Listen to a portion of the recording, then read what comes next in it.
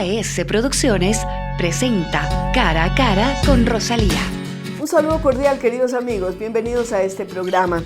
El día de hoy vamos a hablar sobre letras, sobre música, sobre literatura, sobre oratoria, declamación, porque sabemos que son importantes. Alguna gente pensará que está pasado de moda, pero no. Cuando vemos que la expresión oral es fundamental y que indudablemente tenemos que referirnos a ella cuando hacemos nuestras actividades, pero que también la oratoria le sirve a los políticos, le sirve a los poetas, le sirve a infinidad de personas que además pueden disfrutar de una buena dicción, de una buena lectura. Y por ello pensamos que es tan importante para formar una sociedad más humana, más sensible, más unida, más consciente de lo que son estas expresiones del pensamiento. En un contexto global marcado por la inmediatez y la sobrecarga informativa, es importante reflexionar sobre el lugar que ocupas en la sociedad actual y sobre la necesidad de personas que promueven este tipo de actividades. Y el día de hoy tenemos una enorme satisfacción en presentar a Florencia Neira Muñoz. Ella es la primera mujer locutora de Cuenca. Ahora vive en Quito hace ya bastantes años, pero tiene una experiencia profesional muy rica que nos dice además que a sus 92, casi 92 años, todavía se mantiene con ganas de hablar y de decir las cosas. Así es que bienvenida, doña Florencia, a este programa. Florencia, cuéntenos usted cómo empezó a vincularse con el mundo del periodismo, de la locución y también de la declamación y la oratoria. Bueno, de niña, mi mamá me apoyaba mucho. Y a los 4 años me hizo recitar en el Congreso Eucarístico de Cuenca. Claro, impresionante. ¿Y no tenía miedo usted? ¿Qué recuerda de esa época? Porque hay gente que se queda paralizada cuando se ve ante un público muy grande. No me daba cuenta mucho, tanto que pasó un incidente.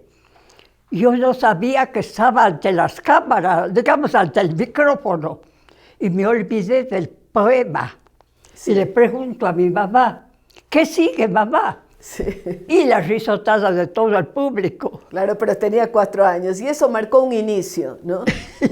Usted estudió en el colegio Rosa de Jesús Cordero, en el mismo sí, en el que yo me gradué. Primero en las Salesianas. ¿Ya? Hasta el 4º grado. Y después en el colegio Rosa de Jesús Cordero. En las Catalinas, como les llamamos, sí. ¿Y cómo iba usted cultivando? Bueno, en las Salesianas comencé con la recitación, con actuación. Bueno, no sé qué me pasaba a mí con la cuestión esa del el ritmo y la rima de la recitación. Claro. Que me aprendía los poemas de todo. Rápidamente. Había una actuación en un drama. Yo me aprendí los papeles porque era en verso. Claro, o sea, tenía una facilidad enorme y una gran memoria. Sí, eso sí. Y practicaba, le gustaba practicar. Sí. Hasta ahora me acuerdo más de 20 poemas. ¡Qué maravilla! ¿Y estos poemas son de carácter místico, como el que recitó? De todo. ¿O también de otro todo. tipo, romántico? Sí, románticos, de todo. ¿Y cuáles son sus autores favoritos que hasta ahora recuerda? El Ruego de Gabriela Mistral. ¿Ya? Favorito. Sí. Y por otro lado, lo de la locución en radio La Voz del Tomebamba, ¿cómo empieza? Lo que pasa es que yo comencé desde los 14 años en La Voz del Tomebamba. ¿Ya? Porque vino un productor de Chile que se llamaba Juan de Rosas. Entonces él dice, quiero hacer radioteatro, pero ¿con quién cuento? Entonces le dicen con las chicas de las Catalinas. Siempre y fuimos a ver a Muñoz y yo, las 2 chicas Malo, una chica del Federico Proaño, digamos del normal Manuel J. Calle, y un muchachito de la Federico Proaño. Y ahí se hizo el equipo. Porque los estudios de Radio La Voz del Tomebamba eran enormes. No eran como las cabinas que son ahora. Era como un teatro pequeño. Y allí hicieron su debut entonces. Y luego, pero luego continuó. Y ahí seguí. Entonces cuando cumplí los 17 años, una ocasión pasó que faltó que el locutor, ¿quieres locutar? Sí, y comencé. ¿Lo hacía con mucha frecuencia? No, así sí. Desde esa época Sí, ya. sí, desde que comencé sí, Sí. un tiempo. ¿Y locutaba noticias? ¿Qué es lo que Claro, locutaba? las propagandas, todo. También, también. Pero no dejaba de lado la poesía. No, no, no, no. Y No. después, cuando se casó, continuó. Cuando me casé ya no, Ya no, dejó. ya no. La última vez que recité fue un recital en la Casa de la Cultura de Cuenca. Ya, Y ahí ya me casé, tuve 6 hijos. ya. Entonces ya no. Ya no tenía mucho Ya tiempo. no había tiempo para la ¿cuántos nietos recitación? tiene? ¿Cuántos nietos? 7. ¿Y bisnietos? 7 y 6 bisnietos. 6 bisnietos, una familia enorme. ¿Qué les diría usted a la gente actual para que recuperen ese gusto por la declamación, por ejemplo, por la recitación? ¿Por qué a usted le satisfacía tanto? Que a uno le llena.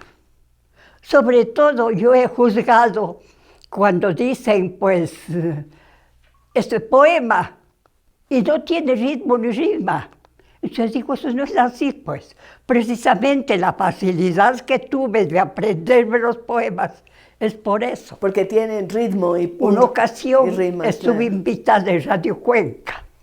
Yo recité un poema y Laura Rodas recitó otro que era Más allá de la muerte.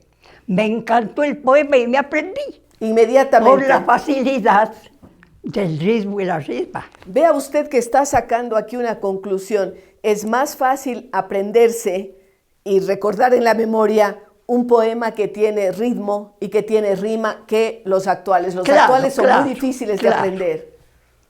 Claro, es que uno ya se sigue el hilo, no se puede decir. Es verdad, es verdad. Usted mencionaba que le gusta mucho el poema, uno de los poemas de Gabriela Mistral. ¿Qué otros autores así recuerda que...? Gabriela Mistral, de mujeres, Gabriela Mistral, como es... Y de hombres también, ¿no le gustaba? Alfonsín Storni. Alfonsín Storni, muy bien. Alfonsín Storni, de las que más me han gustado. Y de hombres, Rubén Darío, por ejemplo. Rubén Claro, Darío. claro, ¿no es claro. cierto? A mí me gusta mucho también. De Rubén Darío, desde Guagua, pues recité Aprendiendo los poemas. de Rubén Darío. Qué, sí. qué maravilloso. ¿Usted nos podría recitar, recuerda de memoria alguno de los poemas? Sí. A ver, como, aquí. Como digo, 20 poemas. Sí. ¿Cuál le gustaría oír? No sé, pues el que usted prefiera, Gabriela Mistral, si quiere, o Alfonsín Storni. Entonces, Sí. un poema de un poeta cuencano, Bueno, de Eugenio Moreno Heredia. buenísimo. Ya. Oración de Eugenio Moreno Heredia. Señor, cuando esta estrella que hoy palpita en mi pecho se apague y baje lenta al fondo de mi sangre, cuando al final mis ojos se cierren mansamente y en los párpados tenga 2 invisibles lunas, dame, Señor, un sitio para dormir mi sueño. Un sitio en que la tierra sea liviana y clara.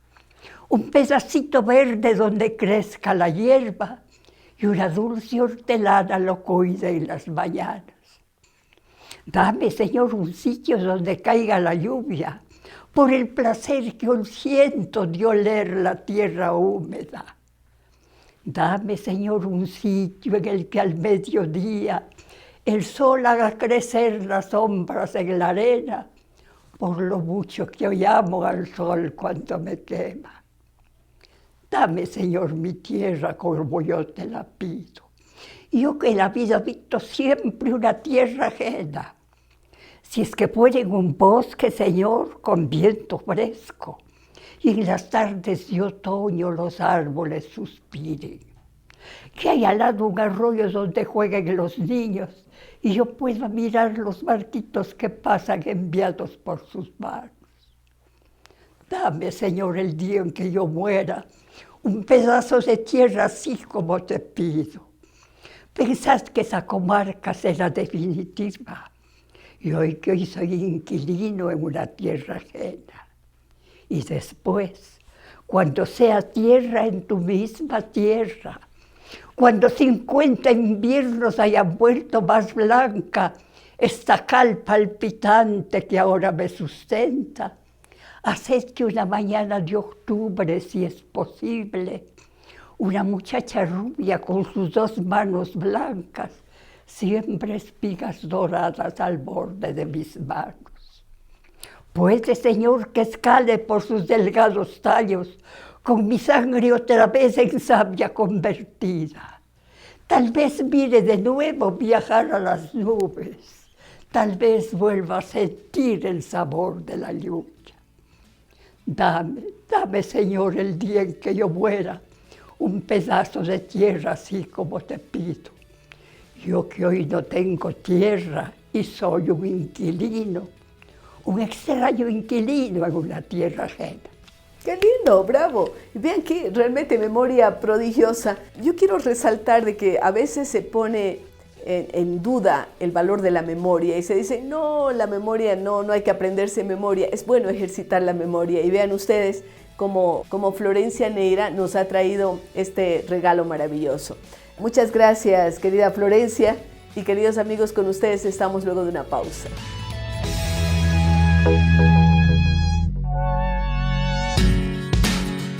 Gracias por continuar con nosotros en este programa que lo estamos dedicando a la cultura, a la literatura, a la declamación, como hace un momento lo tuvimos. Y ahora queremos hablar con el escritor manabita, escritor y periodista Félix Pillay. Aunque tiene una profesión que nada dice tanto de sus dotes como escritor, él es economista, tiene una maestría en administración pública, ha sido docente y director de la carrera de administración de empresas de la PUC en Manabí, pero también ha sido analista económico y político en varios medios de comunicación, tanto nacionales como internacionales, presidente de la Red de Investigadores Científicos de América Latina y el Caribe, Red ICALC, director de la revista científica Ciencia 360, pero también continúa como articulista de Diario Manabita y Diario Estrategia de Santiago de Chile. Bienvenido, Félix, a este programa. Cuéntenos cómo maneja usted paralelamente estas varias actividades que tiene a su cargo.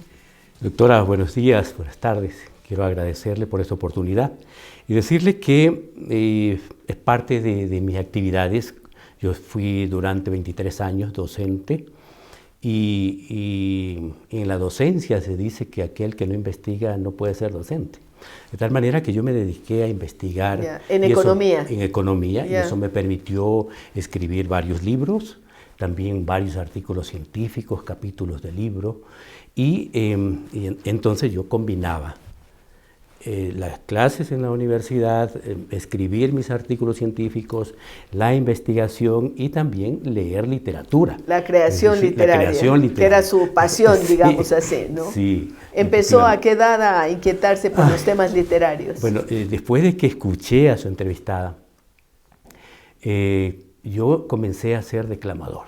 También declamador. Sí, resulta bueno, y eso que se cultiva mucho en Manabí, todavía ahora, ¿no? Sí, recuerdo que en la escuela, ya cuando estaba en 6º grado, la profesora no sé qué vio en mí, pero me dio una poesía para que la aprenda. La poesía era Todos vuelven.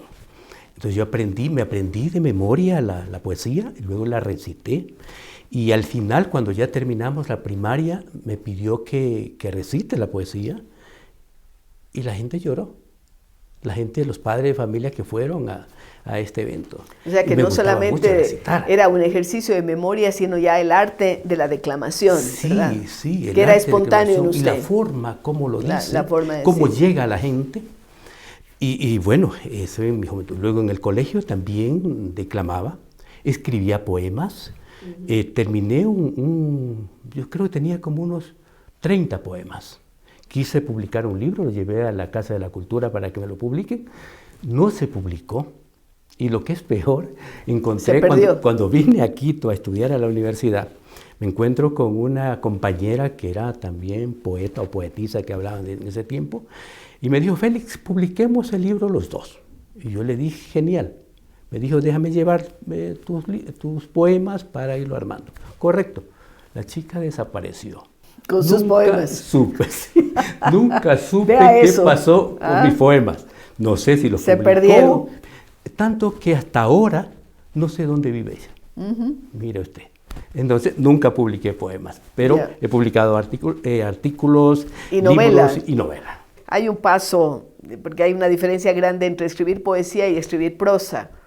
Claro, usted ya tenía la experiencia de los artículos y del periodismo también, que a veces mata al escritor porque uno se dedica solo a escribir artículos y a veces más bien hace que salgan las dotes de escritor. ¿Usted cree que esto ocurrió? Mire que en mis artículos en el periódico a veces son muy técnicos, temas número, temas económicos, situación política del país, pero a veces yo me daba unas escapaditas ahí, escribía. Y escribí, por ejemplo, en el Carmen, cuando estaba manejando de Quito a Puerto Viejo. Recuerden, el Carmen, Sí. un cantón de la provincia de Manabí. Exacto. Ya colindante con Santo Domingo, ¿no? Correcto.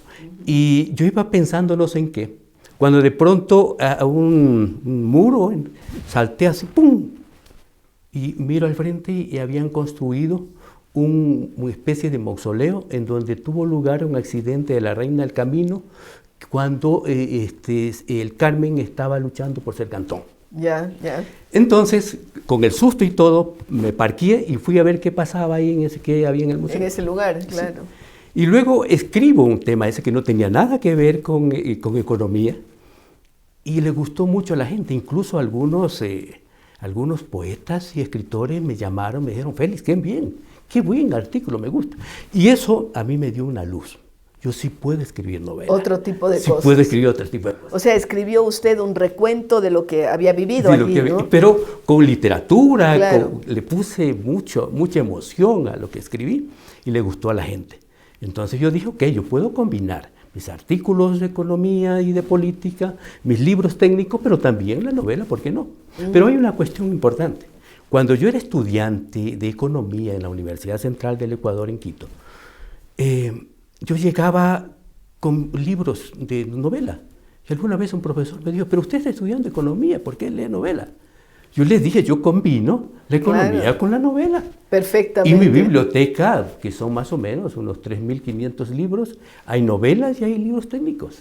Y eso le decía a mis estudiantes, no solamente deben encerrarse en libros técnicos, también lean Y hay la que novela, pensar porque todo le lo da que una es cultura perspectiva. general, Exacto, te da una una perspectiva del mundo. Sí. Y le hace que a lo mejor sea aún más eficiente en su profesión cuando tiene esa diversidad también de otras inquietudes, de otros intereses. Pero bueno, cuando usted toma la decisión de escribir una novela, porque también no estamos hablando de cuentos cortos, estamos hablando de una novela que tiene una mayor envergadura. Que se llama, que me ha traído aquí, le agradezco, Bajo las ruinas del alma.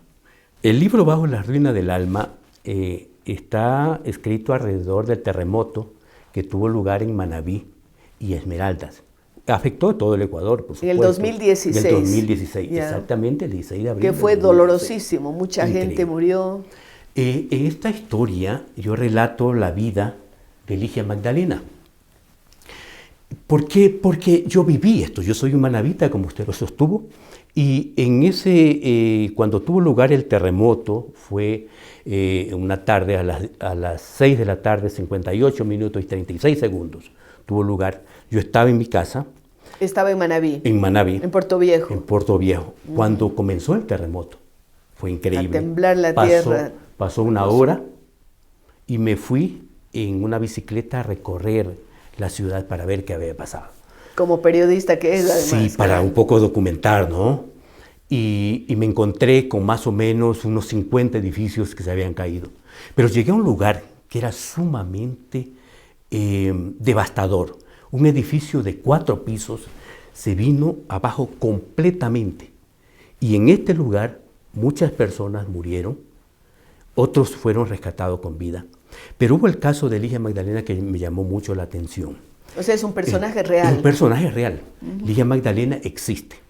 Y resulta que cuando ella estaba atrapada, llegó un momento y los rescatistas sacaban a muchas personas, más o menos hasta las 12 de la noche yo me quedé en este lugar, luego me fui a la casa.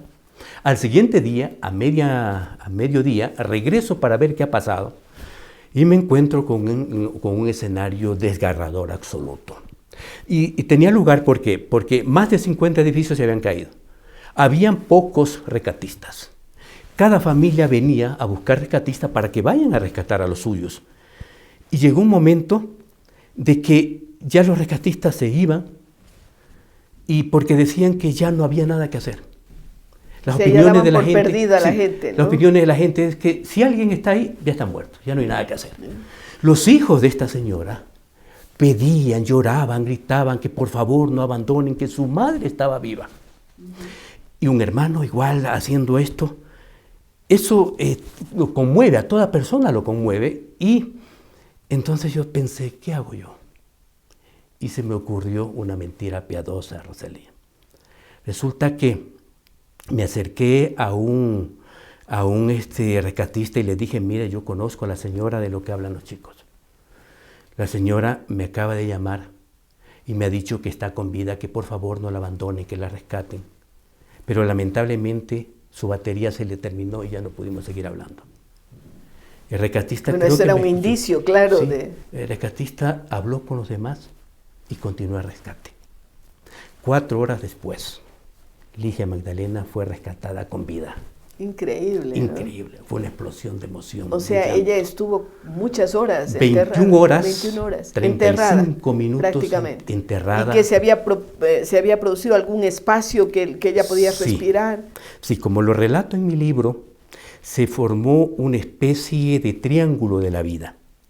En este lugar, muy estrecho según lo que ella nos cuenta, quedó prisionero el compañero de trabajo, porque ella trabajaba en una farmacia, el compañero de trabajo. ¿De qué edad la señora? La señora tenía en ese tiempo 44 años. Y ella y el chico que quedó atrapado tenía 22 años. ¿Y él murió? Sí, lamentablemente. 5 horas después de este desastre donde estaban ahí, él murió y Ligia pudo resistir junto a él, imagínense, junto a un cadáver con él.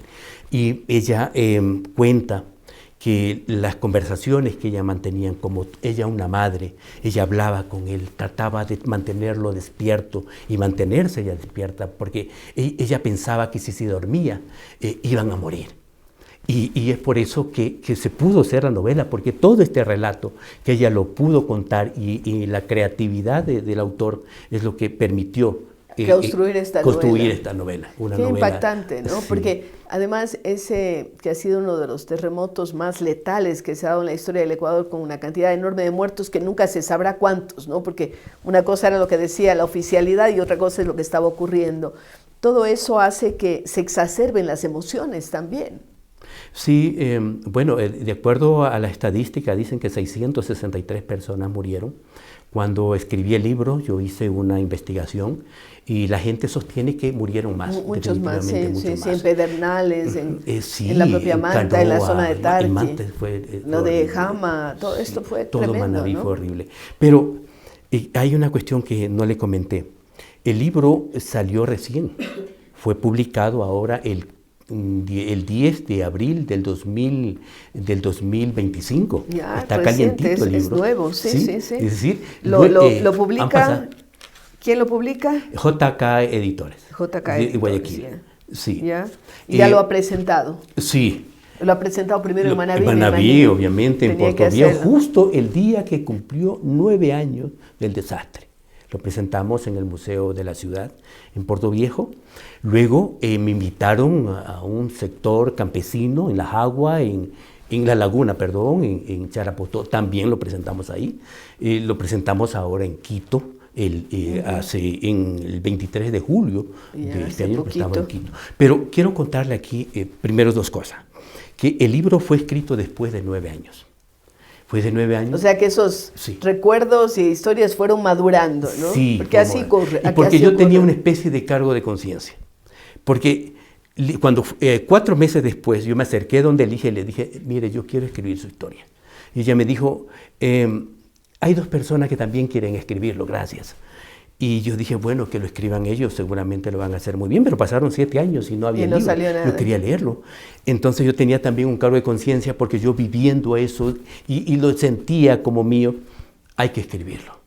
Y porque hay una parte que dijo Ligia Magdalena, alguien deberá escribir esta historia. Entonces, bueno, yo fui el que la escribí. Y este libro, cuando se publicó, tiene un sentido, mire que es un sentido solidario, no tiene un sentido comercial. Este libro cuesta $5. Cuando lo escribí, yo le pregunté a mi esposa, ¿cuánto le ponemos al libro? Y después de una discusión llegamos que sean $5. ¿Cuál es el objetivo? Que es algo simbólico. De que llegue a todo el mundo. Ojalá llegue a todo el mundo, para que nadie nos diga, mire, es que era muy caro y no pude comprarlo. No, y además hay una cuestión que es sumamente importante. Mire que de esos $5 nosotros queremos recuperar el costo y la diferencia para Ligia Magdalena. ¿Ella asistió? Sí, de hecho lo estamos haciendo, yo le he entregado varios libros a ella, ella lo está vendiendo con su familia y todo es para ella. Cuando ella me acompaña a los eventos, la mitad para ella y la mitad para mí. Ella estuvo en Quito y ha estado en todas las ¿Y cómo se siente ella? ¿Qué le dice a usted?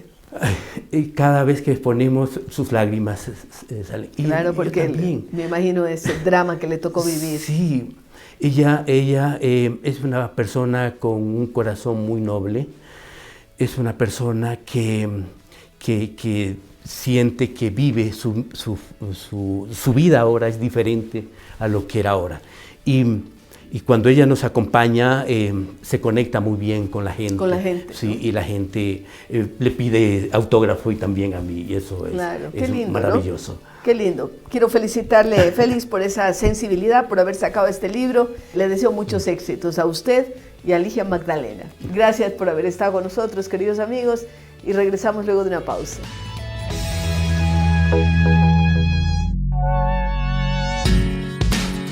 Tenemos la posibilidad de hablar con Cristina Noriega. Ella es una violinista internacional que tiene una vasta carrera. Hizo estudios en Ingeniería de Diseño Industrial y también estudios de piano y violín en el Conservatorio Nacional de Música y en el Conservatorio Jaime Mola de la ciudad de Quito. Ha representado al Ecuador en una serie de conciertos, de representaciones, ha sido instrumentista musical y violinista de la Orquesta Sinfónica de Guayaquil y también maestra en varias instituciones educativas de Quito. Le damos la más cordial bienvenida a Cristina y queremos empezar por el comienzo, porque usted sigue diseño industrial, pero ya tenía una vocación fuerte por la música, me imagino. Claro que sí. Bueno, muchísimas gracias por la invitación, Rosalía. Estoy muy agradecida de este momento y de estar en este prestigioso programa. Un gusto. El arte siempre ha sido una manera muy fundamental dentro de mi vida, de mi carrera. Vengo de una familia de artistas. También musicales. Sí, mi papá tocaba la guitarra, también, es arquitecto, entonces toda esta rama de arquitectura, de las ingenierías y todo eso siempre ha estado inmiscuida en mi familia, pues, y por eso es que estuve muy apegada a este sistema de diseño, pero siempre desde niña pude tener la grata presencia de mis maestros en el Conservatorio Nacional de Música, donde inicié mis estudios de muy temprana edad. Y gracias a ello pude desarrollarme, pude hacer unos estudios de piano inicialmente. Empezó con piano, ¿no? Sí. Bueno, la carrera siempre en mi época de estudiante era desde muy temprana edad con las materias de solfeo, de teoría. Que a veces eso le despechaba a mucha gente, ¿no? Mucha gente. Que se aburría del solfeo y decía, yo quiero ya tocar, ¿no? Claro, uno iba con toda la energía, las ganas de aprender ya un instrumento, ¿no? Como es en esa temprana edad en donde uno está siempre tratando de aprender, ¿no? Lo más que uno pueda. Entonces, tuve la ventaja de aprender un poquito el piano por ahí, pero nada muy entretenido, ¿no? Solamente tocando un poquito unas notitas por ahí, pero era básico para entrar a la carrera de piano, claro, porque era lo que yo quería, lo que más amaba era el piano.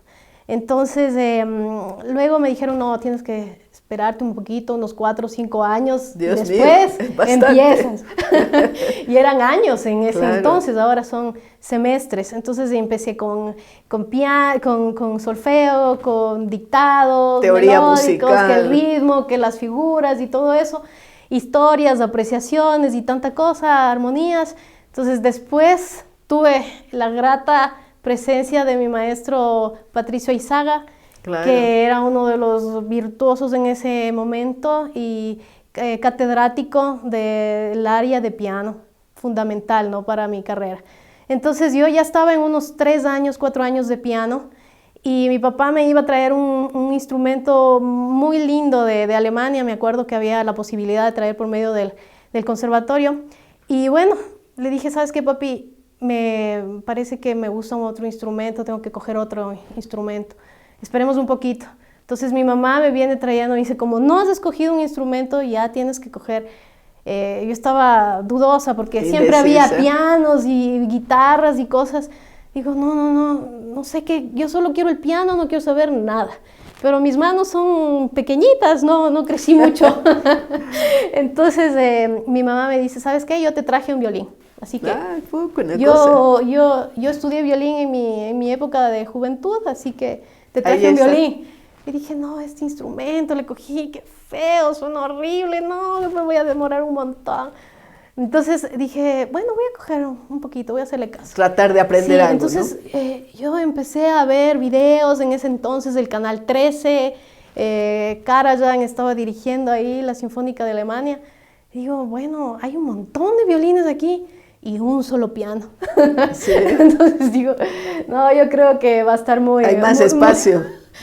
Muy peleada la carrera de piano, así que voy a irme por el violín. Y justo cuando mi papá ya estaba trayendo el piano, le dije, ¿sabes qué, papi?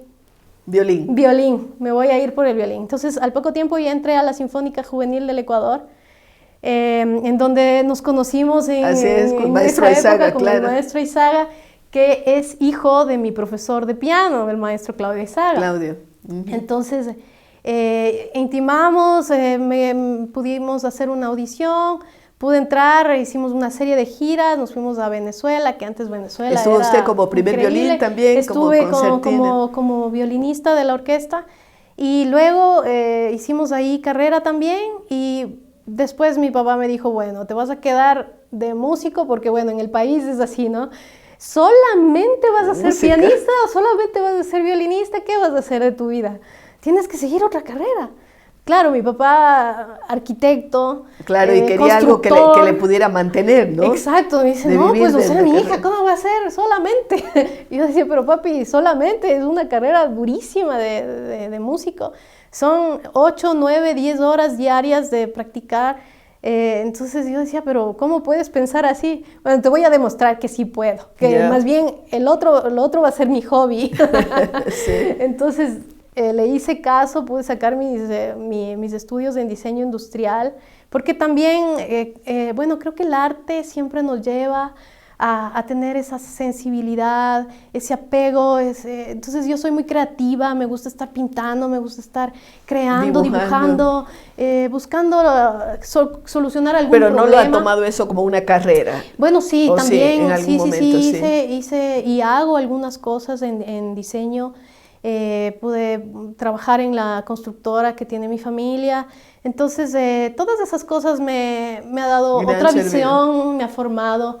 Pero su verdadera pasión es la música. La pasión fundamental. Y luego de ese paso por la Orquesta Sinfónica Juvenil vienen también otros desafíos en música, ¿verdad? Claro. Entonces después ya culminé mis estudios de diseño industrial y dije, bueno, voy a pegarme un poquito porque no puedo despegarme mucho de la música, ¿no?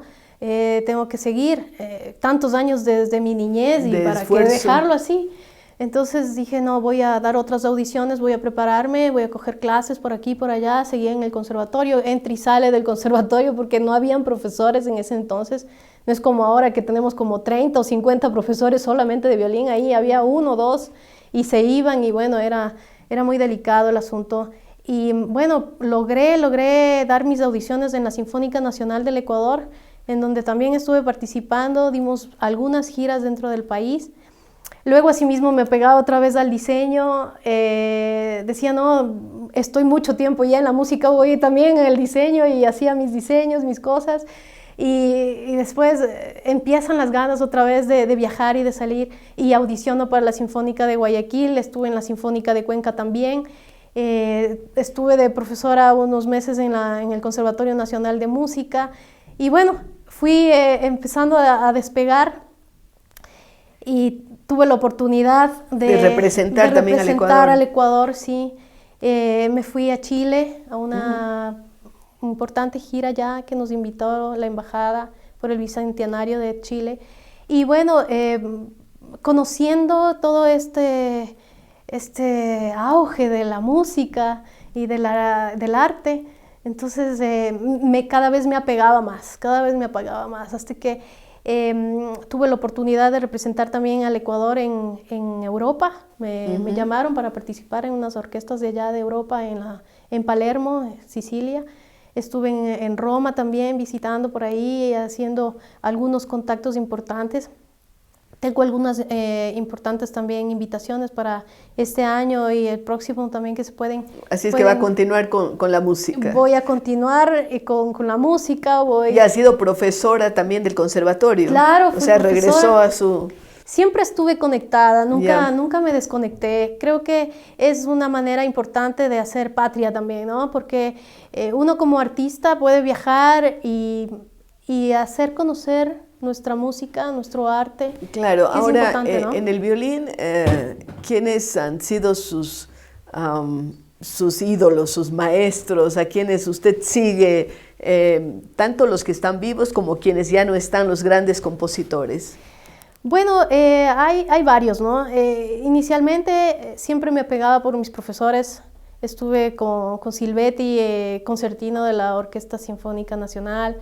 Luego Franklin Ruque, el maestro que ya lamentablemente no se encuentra, Tadashi Maeda, claro. El maestro Pavel Kopczynski, concertino en la Sinfónica. Entonces siempre estuve con concertinos, siempre estuve ahí dirigida aprendiendo, claro. dirigiendo, Pero dirigida. ¿qué compositores le mueven más?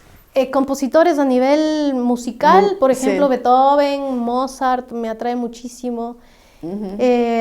Admiro mucho a Anna Sophie Mutter, que es mujer y ella es un ícono a seguir. Isaac Perman, por ejemplo.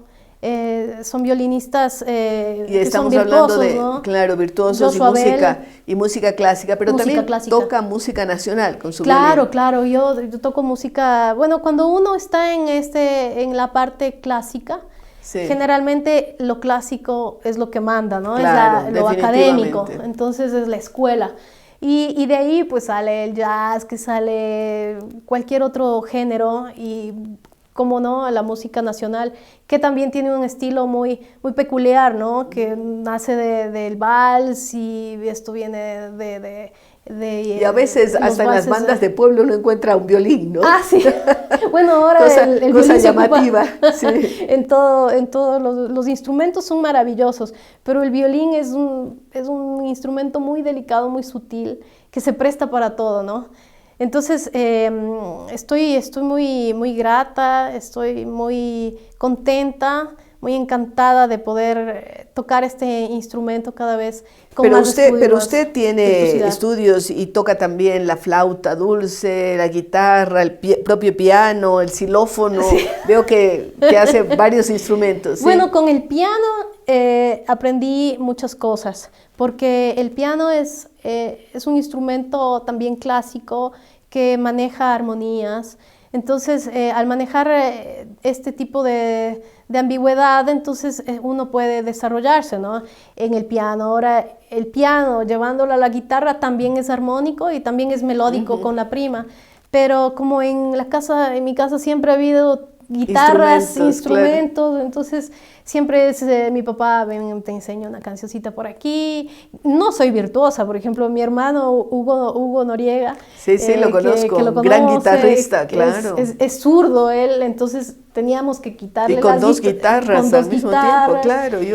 Entonces no podía faltar alguien que no podía tocar la guitarra, entonces yo tenía que sí. Como sea, ahí sobresalir y tocar, ¿no?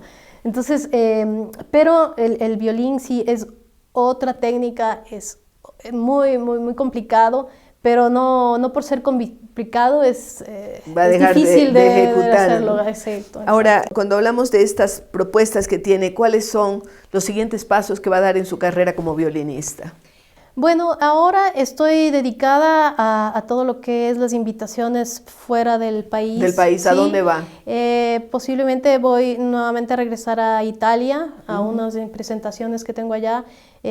Ahora que estoy acá en este medio de producción también, ¿no? Musical, que es este canal importante.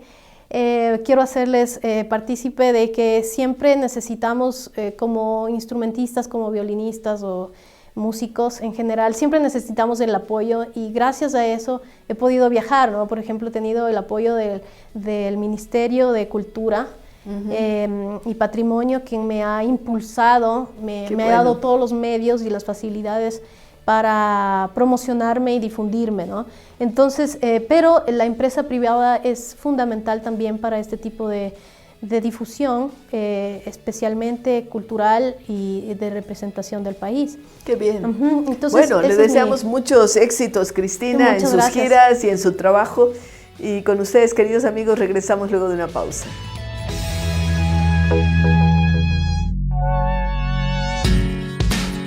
Qué interesante es conocer vidas a través de estos diálogos que sostenemos en nuestro programa de televisión, que ya está acercándose a las 3 décadas. Y queremos en el segmento cultural escuchar a la violinista invitada con algunas ejecuciones. Se trata de Cristina Noriega.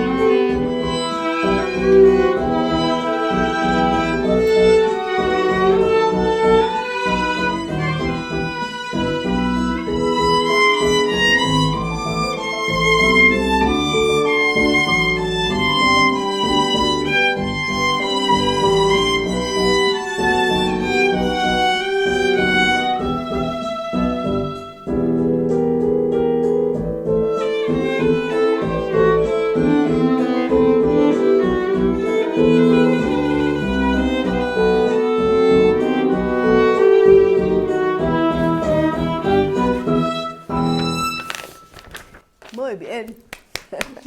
Lindo.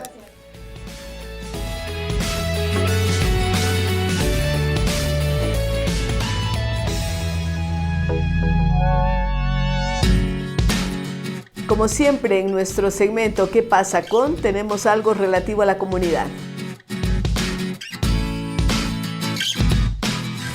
La educación es la fuerza que cambia naciones. Y detrás de cada transformación hay un maestro que inspira, que guía y que marca destinos.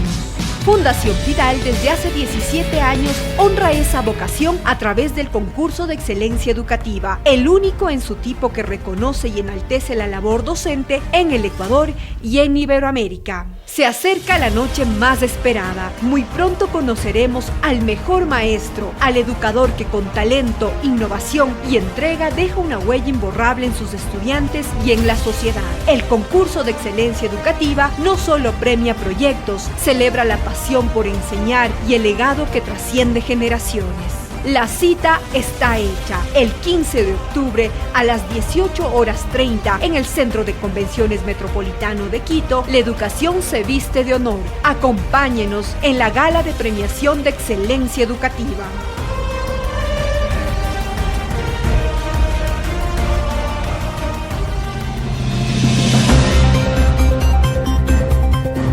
Saludos a todos. El día de hoy tengo un comentario que lo he titulado Comer Juntos.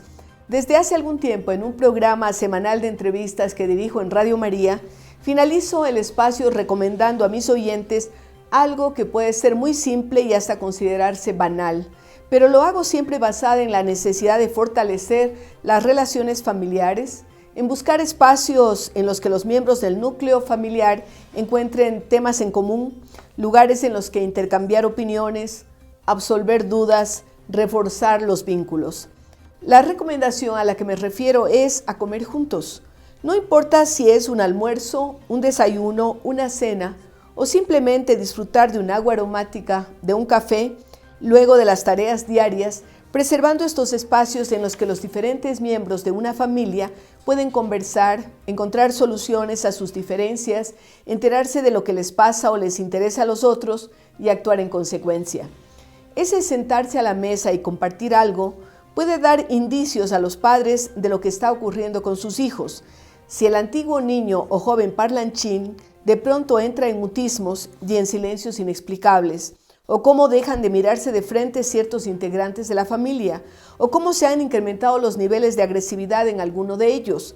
Esos indicadores serán claves para que los padres atentos y perspicaces se den cuenta de los cambios y puedan actuar en consecuencia, previniendo situaciones más graves como una detección temprana del bullying, por ejemplo, o consumo de drogas o comportamientos sobre los cuales debe actuar de forma mesurada e inmediata.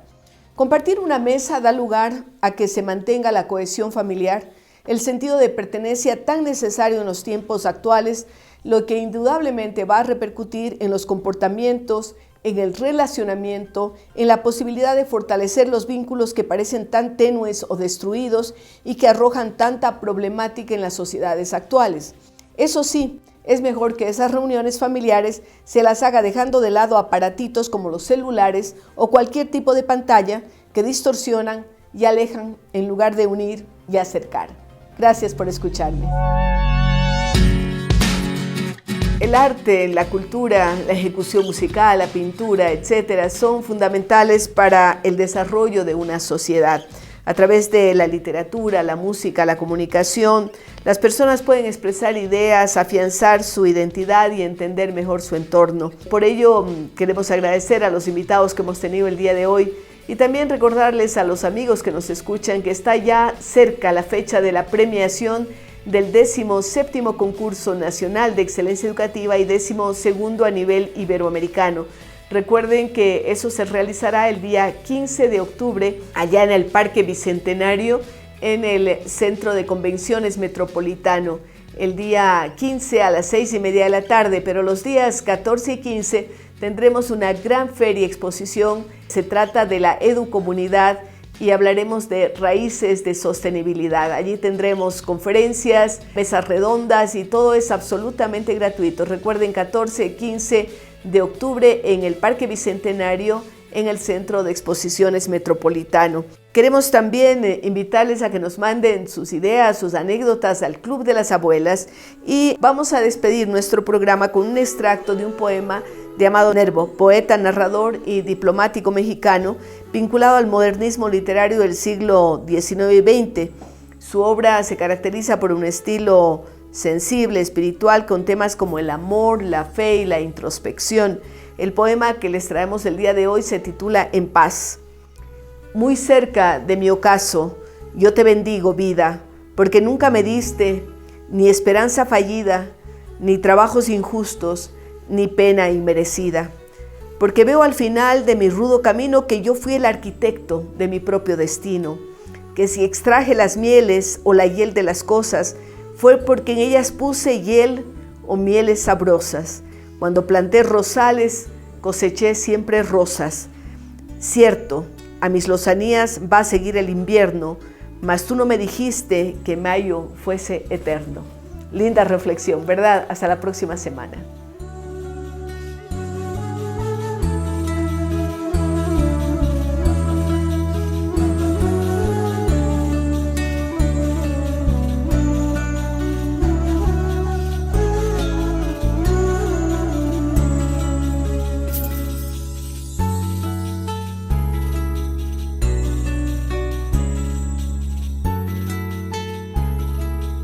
AS Producciones presentó Cara a Cara con Rosalía.